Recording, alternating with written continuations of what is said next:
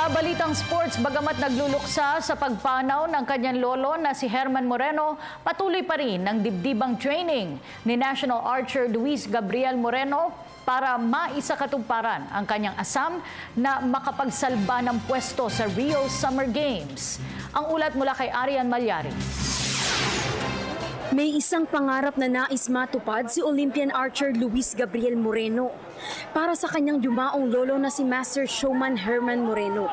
Ito ay ang makasungkit ng panibagong Olympic gold na iaalay niya kay Kuya Germs. Kwento ni Moreno, nagkasama pa sila ni Kuya Germs sa isang family dinner noong nakaraang Martes, bago ito tuluyang binawian ng buhay noong Biyernes sa edad na 82. Sa katunayan, isa si Kuya Germs sa mga nagbigay ng todong suporta sa pagsabak ni Moreno sa mundo ng sports, kung saan nakapag-uwi ang 17-year-old archer ng gold medal para sa bansa sa Nanjing Youth Olympics noong 2014. I can promise them na I'll join another Olympic 2016 or 2020 or maybe now because I have one more qualification for the Rio Olympics.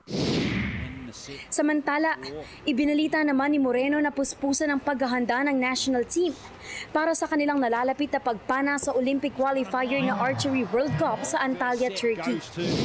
We really have a chance to qualify for the 2016 Olympics, so I'm just training hard for that. Ang mga aksyon sa Archery World Cup ay magsisimula sa Hunyo 12 at magwawakas sa Hunyo 19.